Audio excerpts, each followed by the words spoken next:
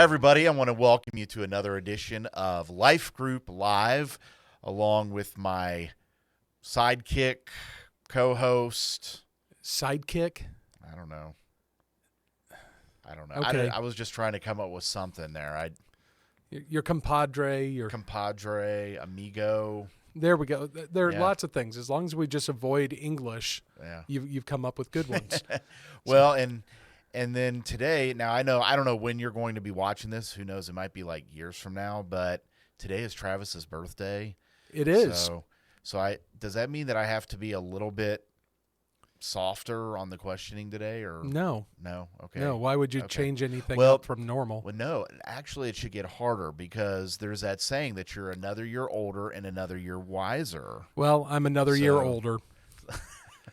Not sure about the wisdom part. Well, we'll put that to the test today. We'll find out. We'll let our viewers today decide that for themselves. So Okay, bring it. All right. Well, we're continuing our series here. What do you believe? We're in the 4th week, and the question we're asking today is: did the resurrection really happen? Now, the first 3 weeks we've looked at: does Christianity make sense? Does God really exist? And I'm trying to remember. Was Christ Really God? Really God was what we looked at last time. And so this one is about the resurrection. Could it have really happened? And so let's start with the first question. That is, why is the story of the resurrection so hard to believe? Why is it hard to believe that Jesus died and rose again? It is kind of a Well, in the Stretch. physical realm, we don't. It's not an everyday event. no. We don't see somebody take spikes through their feet, through their hands, Yeah. and then die, get buried, wrapped up in all these burial cloths, have a stone rolled in front of their tomb, and then be guarded to have them just say, "Oh, okay, time to get up." Yeah. It doesn't happen normally. That's why this is the most amazing thing that's ever happened in the history of history. Yeah, and the last few weeks we've talked a lot about the whole idea of natural thought, naturalism, and that a lot of people cannot accept the claims of the Bible because they're trying to look at it purely in naturalistic ways. Right. And if there's an event in the Bible, and there's many, but if there's one event that really smacks in the face of naturalistic type thought, is the resurrection of Jesus. Sure. Because that is not the norm. Like, nobody dies and rises from the dead. I mean, other than the ones that Jesus has done that to, and Jesus himself, obviously. I mean, there maybe has been a story or two, and there have been people that have had near-death experiences and things like that, and been revived. But Jesus is the only one to have raised himself from the dead. You don't see somebody walking down the road and say, "Oh, hey, Bob, weren't you dead the other day?" No, that's not. Oh, yeah, I'm feeling much better now. Thank you. It No, doesn't happen. I mean, now sometimes you'll run into people who are on death's doorstep, Right. or maybe had a near-death experience, something like that. But that is a very unusual thing, and that's why it's so hard to believe this. It is. So let's take a look here today about the evidence that's out there, either for or against it. We want to try to be honest and truthful and upfront about this. But as we get into that, and another question is, what are the ramifications of the resurrection, if it's true or if it's false? So let's start with if it's true. If Jesus really did rise from the dead, what does that mean for us? Well, basically, the entirety of the gospel hinges upon this. Yeah. Because if he rose from the dead, then he is who he said he is. He did what he said he would do, and we can trust what he's promised us. Yeah. And if it's false, I'll just take that one from the opposite end, right? I mean, Right. if it's false, then what we're doing even right now is a farce. It's pointless. Everything in the Christian faith revolves around the resurrection of Jesus. Everything that the apostles teach later in the letters, everything we read about Jesus' own teaching. I mean, Jesus and his parables and even his miracles that he did, if he didn't rise from the dead, then all that stuff's pushed to the back burner. And he, like we talked about last week, he's just maybe a good teacher, but maybe nothing more than that. That's how Right. important the resurrection is. So important.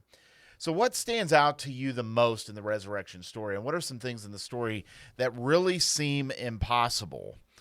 I'll go first on that one. I would say for me, one of the things that really stands out to me is how Jesus was placed in this tomb, and it was even guarded by soldiers, and yet he was able to escape that tomb and show that he was alive. I mean, I'm sure that those soldiers had quite the story to tell, if they were allowed to tell it. But that for me has always been one. Another one too, probably in a cultural context, would be that it was women that found the tomb empty first, which was something that would be very unusual. The testimony of women back then were not, unfortunately, it wasn't held in high esteem. Right. And so that just shows that Jesus was for everybody. This resurrection was for everybody. So those are a couple of things that jump out at me. And when I think about the resurrection, I always have to start with the crucifixion itself, because he wouldn't have needed to be resurrected if he hadn't been crucified. And still, the most amazing thing that I can think of is that he went to that cross, first and foremost, to honor his Father, but also to benefit me and give me eternity. Yeah. Give me eternity that isn't full of torment.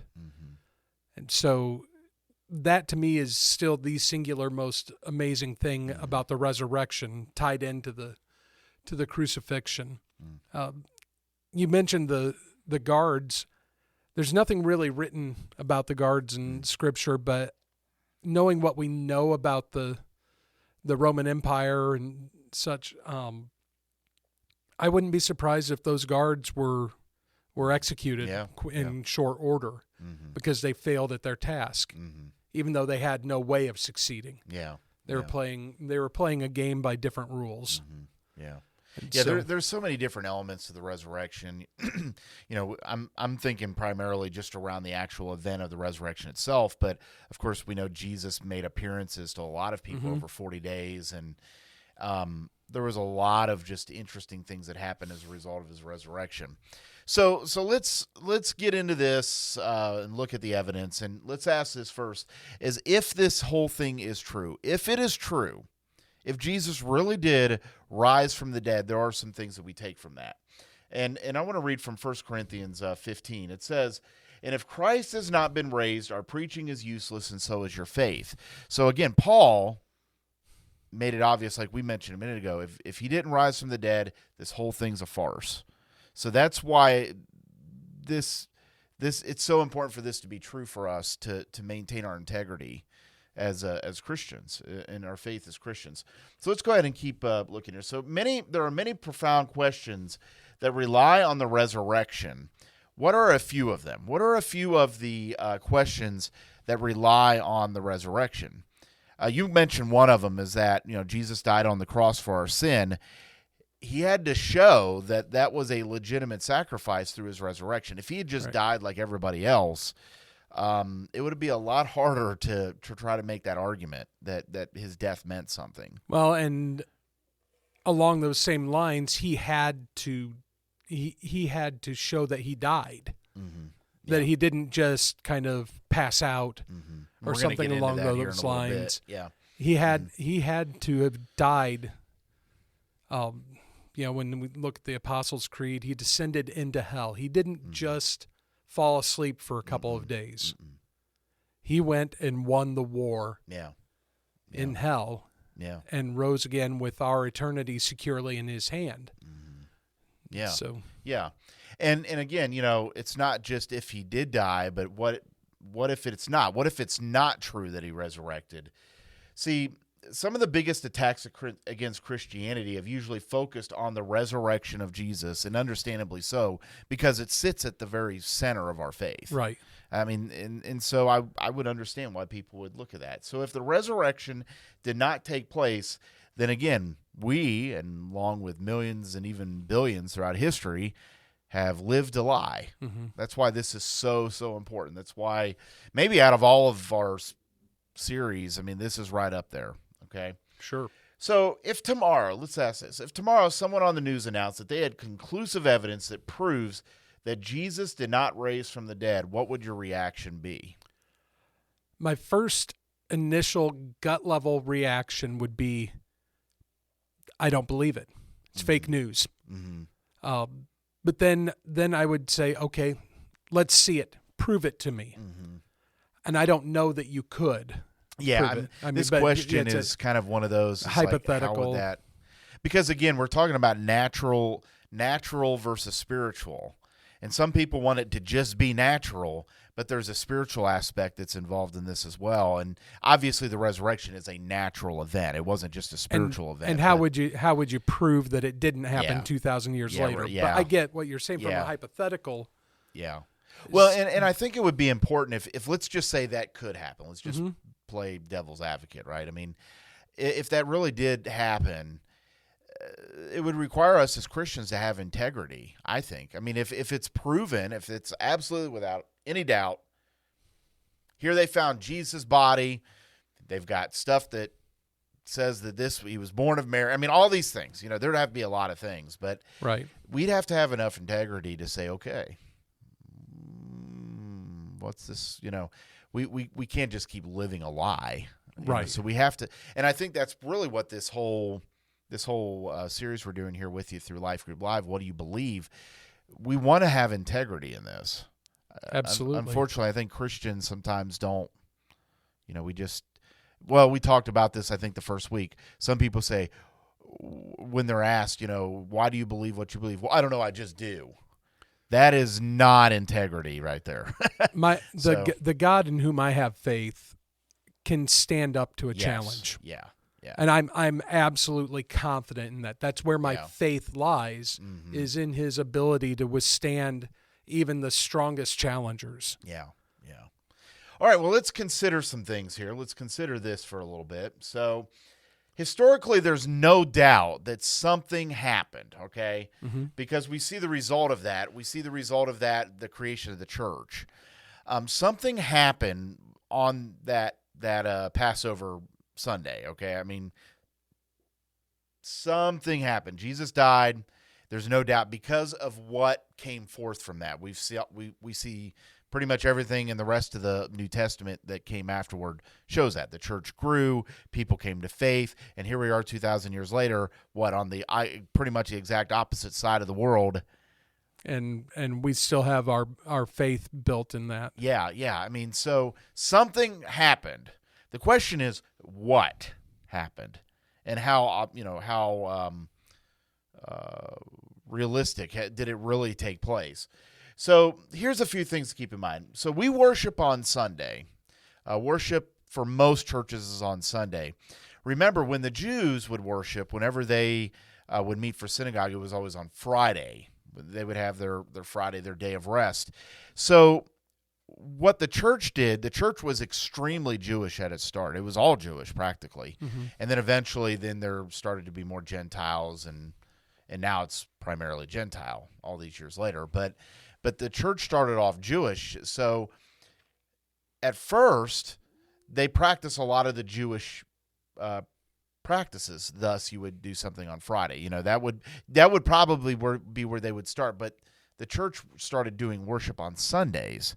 And one of the reasons for that is because the resurrection happened on a Sunday. On a Sunday. So again, something had to have happened in order to move that thought from a Friday to a Sunday. So you're saying that it wasn't just Peter, Paul, and I've got to say it, Mary. Oh boy. And everybody who's under 40 or so saying, who? What? What's so funny about that? But a group of people didn't just come together and say, you know what? Friday, the weather's a lot better. I can usually do some more recreational fishing on Friday. Sundays would be better for us to get together to worship. No, that's not really what happened. It developed because something happened, an event happened, and they wanted to commemorate that. And then another thing is the New Testament is a result of what happened. We find several testimonials to what happened, as well as eyewitness accounts within those books. So we see in the Gospels that there were eyewitnesses. We see in the letters that there were eyewitnesses. There's even some mention of eyewitness accounts outside of the Scripture as well. Now, some of the outside Scripture accounts don't necessarily think that Jesus was Christ, but they do say that he existed, and that's important in trying to lay down the facts that he rose again. You have to live Right. before you die and rise again. So there's no doubt, I think, that he was a historical figure, that Jesus was there. We know that. But exactly what does that mean? Now, why are these pieces of information important? Are they a slam dunk that proves Jesus' resurrection? What do you think, Travis? They're not a slam dunk. See, Jesus, looking at it from a legal sense, Jesus' resurrection, especially when we're looking at it 2,000 years later, there's no smoking gun to it. The fact is we have to build a case piece by piece, and these are key pieces in building that case. When we have the eyewitness testimonies, we have the story of Thomas and not believing him. And some may say doubting him. And you look at all of these things. We have people that don't deny that the tomb was empty. We look at all of these pieces and we can put them together into an absolute confidence of its factual basis. Yeah, and this isn't the only place where that happens. Some of the questions we've asked the last few weeks, it's not like maybe I'm dating myself a little bit here. I remember this show being on all the time at lunch when I was a kid. Like in the summer, my mom and dad would watch it all the time. Perry Mason, the Perry Mason, the lawyer. You know what I'm talking about? Yes. Okay. Yes, All I right. do. Okay. I'm dating myself. Thank you for making me feel old. Almost every episode with Perry Mason, what would happen is it would look like he's losing the case, right? 2/3 of the way into the episode, things aren't looking good. And then what happens? He finds that one piece of evidence that just turns everything on its head, and his defendant goes free, and he wins the case, because he never lost. Well, I think some people think that's what they need when it comes to putting their faith and believing in God's existence or in the resurrection like we're talking about today. It really doesn't work that way. It is an accumulation of evidence that shows that God exists. There isn't going to be obviously the slam dunk evidence to show God's existence is if he just popped up right here and sat down with us. Same thing with Jesus, if he just... Oh, there he is, Yeah. That would be the slam dunk. Well, that's not going to happen, at least not in a physical sense now. And so you have to look at the evidence and its accumulation in order to see that it's proven.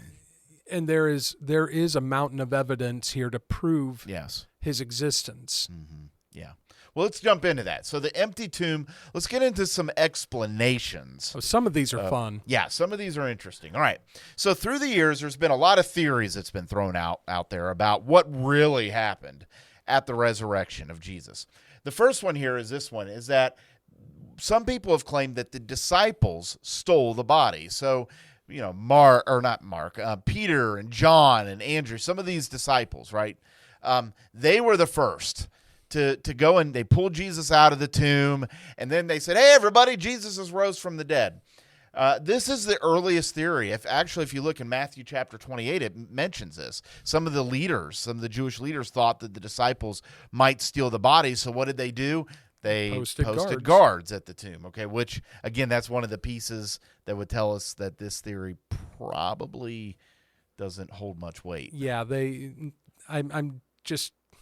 I pictured them, going in full commando, like ninja attire, trying to get in there. But the Roman, I'm sure they didn't post guards who are at the lowest levels for something this important. Yeah. They had the best of the best. Well, and you had mentioned earlier, that if you lost a prisoner, you could lose your life. So these guys would have pretty much given up their life to protect this, because they would have fought to the death. Because if Jesus was being taken, they could lose their life. So can we go back just a little bit here? So that was one of them. The religious leaders, another thing that's in this is they couldn't explain what had happened. They knew that the guards had been there. So later in the story, so we know that there is one instance where it looks like hush money was paid to the guards to kind of keep them quiet, Don't tell anybody what's happened.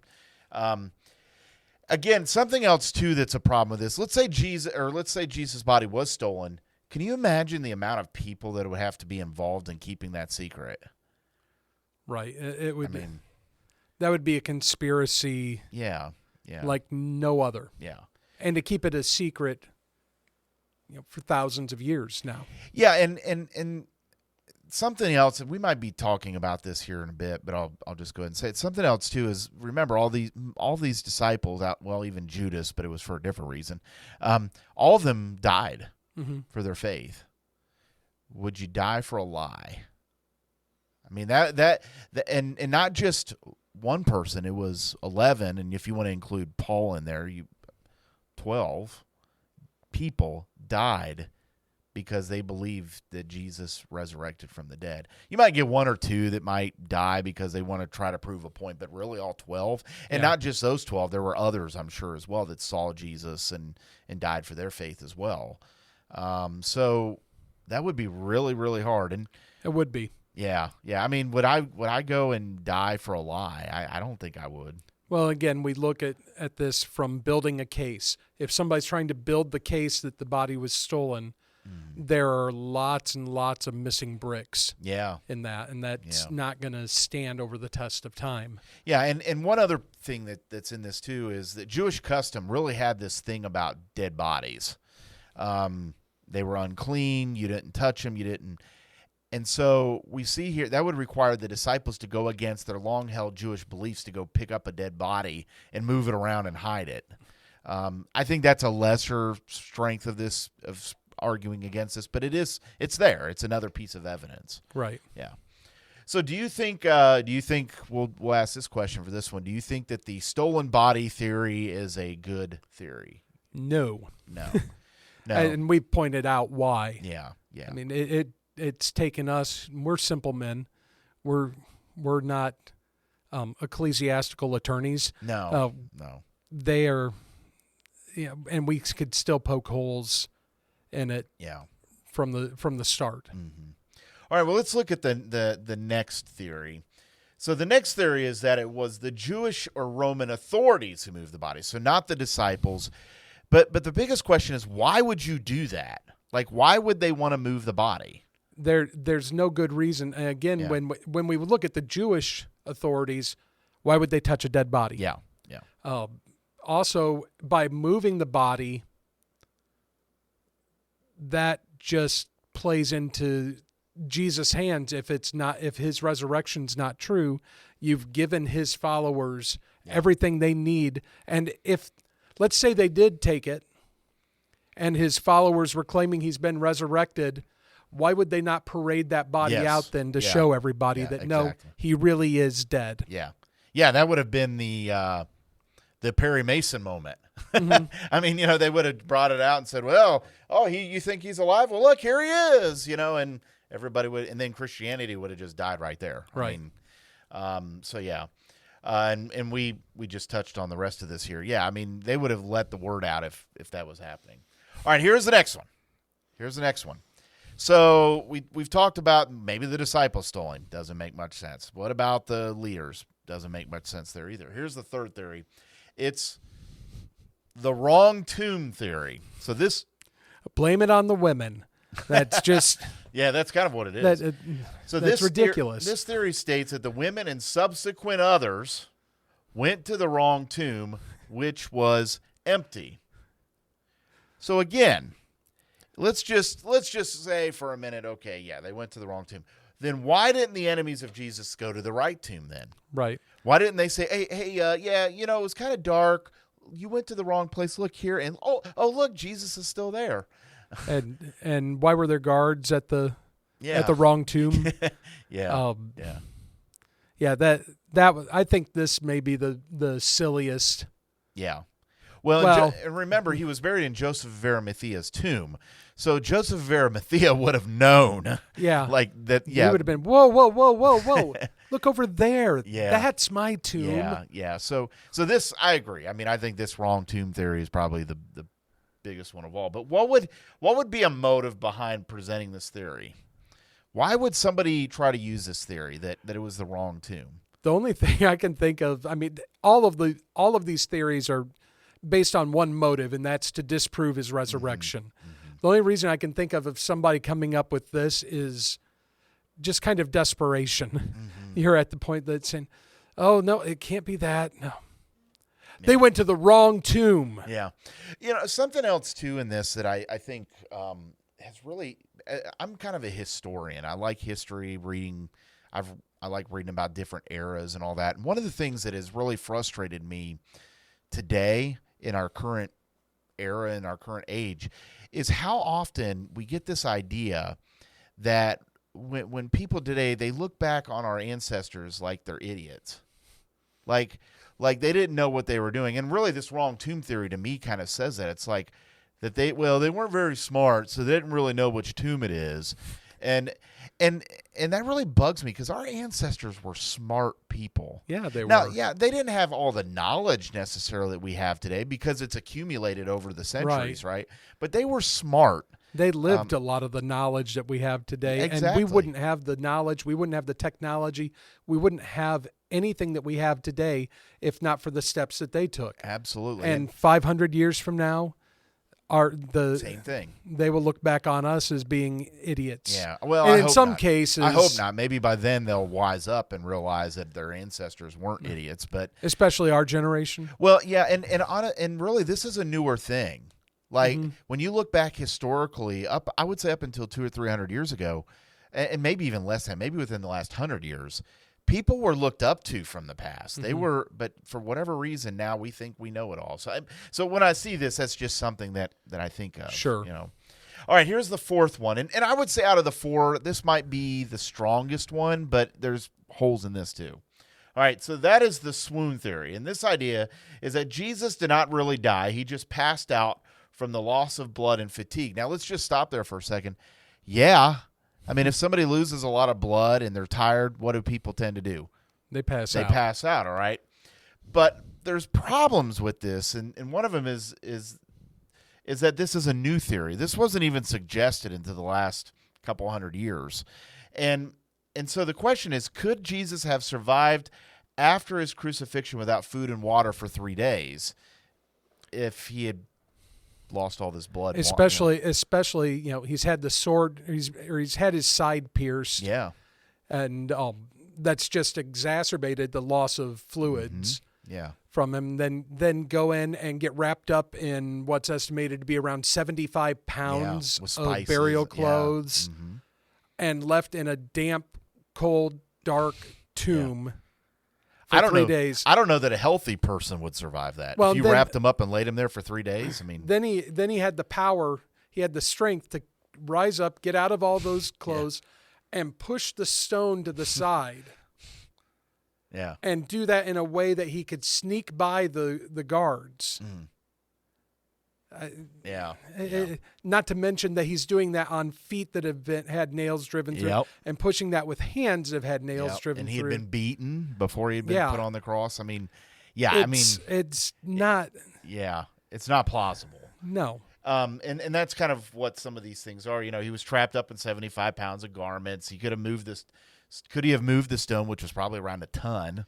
And then Little, who is the book that we're using to kind of guide our conversation, he says such a belief is more fantastic than the simple fact of the resurrection itself. The idea that he had swooned and could somehow, that would be even more crazy than the resurrection. The resurrection kind of makes more sense than somebody going through all that and being able to. And again, looking back, the executioners had a responsibility to make sure that the executed were truly executed. Yeah. They could face serious consequences if somebody wasn't dead. Well, and that was the reason they pierced his side. Right. Because that showed death by the way that, I think it would, I'm trying to remember medically because I'm not a doctor, but there are things that by doing that shows that that he had died. And again, there are even unbelievers that agree this argument's got a lot of big weaknesses to it. So. Sure. So what are some evidence from the Bible that Jesus did not swoon? We talked about being pierced in the side. We've talked about anything else. He walked around for 40 days after that. And again, with wounds on his hands and his feet, especially that were untreated. If he was alive, he probably would have had massive infections, wouldn't have been able to walk around, and unless there was some sort of supernatural nature to it. Yeah, and you kind of touched a little bit on this, but the Romans were master executioners.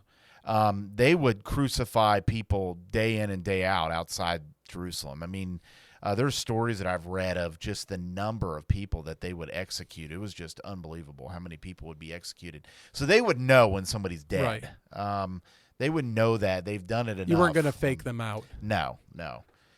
All right, well, let's talk a little bit then about his appearances. So those things that happened after his resurrection, and there were many of them. There were many appearances.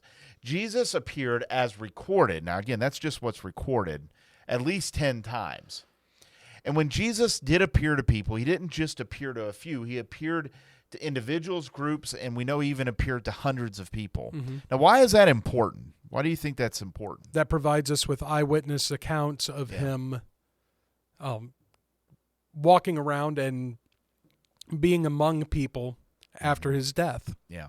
And I think that, and we're going to get into some other, I think we're going to talk about some other religions and whatnot over the next couple of weeks. But one of the things that really makes Christianity stand out versus like Islam is that the events took place in public places.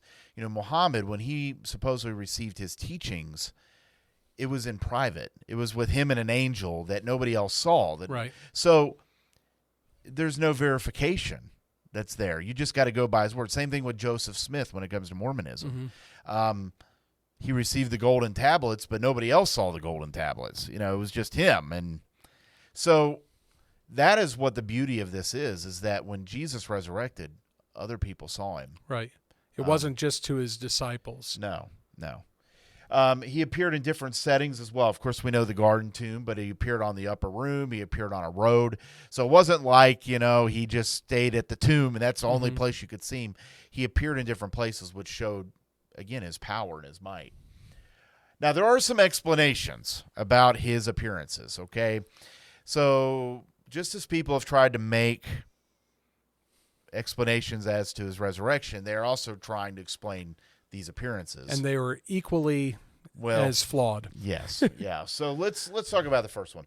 One of the explanations is that when people saw Jesus alive after his resurrection, it was because they were hallucinating. They didn't really see him; they were hallucinating seeing him. What would be the problem with that argument, you think? Well, aside from the fact, maybe if they'd said that this had happened at Woodstock back in the late 60s, maybe you could have had an argument for a drug-induced hallucination of the mass nature. But hallucinations are right not, after Jesus died and resurrected, they're out like smoking marijuana or something. And taking LSD. And Thanks for putting that thought in my mind, Travis. I appreciate it.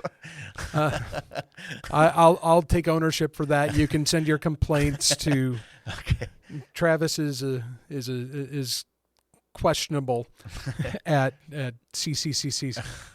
Anyway, the fact of the matter is that hallucinations don't, unless there's something triggering them specifically, don't happen on any form of a mass nature. No. Right now, if you and I were each to have hallucinations, they would probably be very different. I mean, if we had some sort of psychosis that would be occurring here. And even if there was some sort of chemical agent that were introduced into the room and cause hallucinations, they would be different.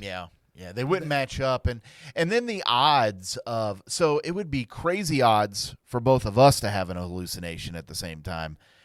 For all of these hundreds of people that saw him, ascend into heaven. And at multiple different locations, multiple different times. Yeah. It's not plausible. No. Another explanation that's out there is that it was a conspiracy. So the idea was that all the believers banded together to create this lie. I tell you, this one to me, it would be the craziest one in some ways because people just can't keep their mouth shut, right? I mean, especially if it's a lie. I mean, just think about yourself. I mean, can you imagine, like as a kid or even in your family or whatever, if somebody, it's hard to to keep something hidden. Well, and we're talking about something that involved thousands of people over thousands of years. And then not only would somebody slip up and tell the truth about it, there are also going to be people that are going to be adding details over time. And suddenly, yeah, I saw Jesus walking, and he had on new sandals, and they caused him to. He was able to run really fast, and yeah, you just kind start of add on. It's to kind of it, like yeah. the game telephone. Yeah, you keep Embellish passing it, that yeah. down, and it becomes something completely different by the time it's passed through. Yeah. Now, doing that over thousands of years and as effectively over millions or billions of people, Yeah. the thought that nobody Yeah. would have ever slipped up. Yeah. Well, and again, this idea is floated around out there for a while. We know a few years ago there was this movie that came out, the Da Vinci Code, that tried to explain that Jesus really wasn't all that he said he was, and that he was married, and all of these different things. So the people still peddle in this idea, but the problem is that it's all fictional. Where's the facts? Where's the evidence? Right. It's just not there. All right. So when it comes down to it, why is it that a conspiracy seems to be a common thread throughout all the questions? If you look here, that's really the common thread through them all, is Right. a conspiracy of some kind. That's to have something. If you really believe this isn't true, to have that truth or that untruth hold up over all this time, you have to believe that there's an organized effort to hide the something. truth. Yeah.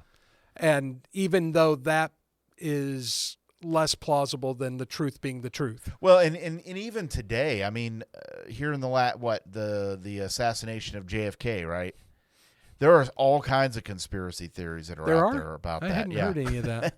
But why is that? Because people don't want to accept what the investigations and what law enforcement has shown over and over again. Sure. It just can't be true.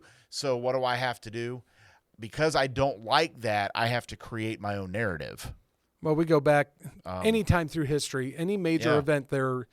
Yeah, I have 9/11. somebody that I went to high school with that he is absolutely dead set that was an inside job Yeah. and that it was destroyed by the government. And maybe somebody watching this has that belief. That's not where the evidence leads us to believe, though.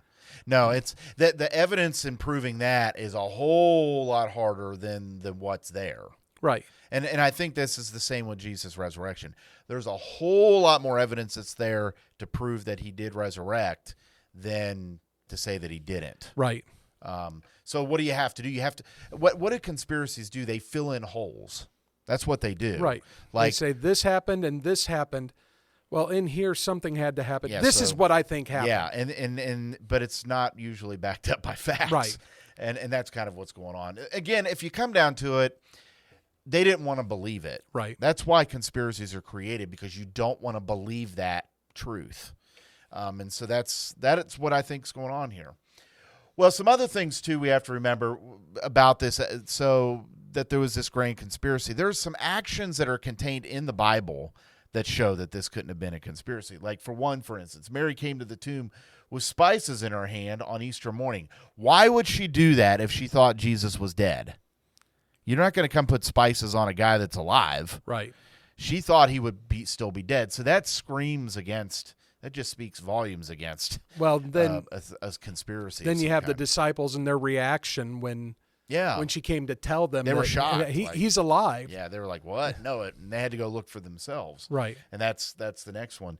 And even the apostles, it's funny. At first, they didn't even believe their own eyes at first. Like they're like, "This really?" And then they were able, like Thomas, you mentioned. Mm-hmm. Oh, not until I touch his hands and his feet. Right. He's like, and then when he did, then he realized, okay, this is real. This Right. is true. So again, what happened that day impacted the apostles from a group of men who were scared of what might happen. Remember, these guys were scared that day. Peter had denied Jesus 3 times. They were cowering in the upper room. They were trying to stay away from the authorities. With good reason. Yeah, they were in trouble because their founder, their leader, Jesus, was on the cross and he had died. They went from being these scaredy cats to being bold men who went and took the gospel to the world and died for their faith. Something happened, and I think we know that Jesus indeed resurrected. So how would your life be different if Jesus had never rose from the dead? There's It's a so big one. yeah. It's a How do you lot. narrow it There's down? a lot. The first thing I think of is I would live my life in fear of death so much more because Yeah. with I joke around with people and they ask how I'm doing. I say, well, I woke up on the right side of the dirt this morning. But in reality, if I didn't wake up and my body was buried, I wouldn't be with it, and it's because of his resurrection. Yeah, and so it's our eternity, but it's even our life now. It affects the way that we see one another, because he loves us. He gave his life for us. We can see people differently because of the resurrection. So it affects life, and it affects death. It affects the way we look at life, the way we look at death. I mean, such a huge event. Yes, it is. The biggest event really in all of human history. Well, with that, we've come to the end of our 4th week, and I hope we've answered some of your questions. And if you have any questions, we want to know. We want to talk to you about it. You can always email me at dbarry@4c.church, and I would love to talk with you about it.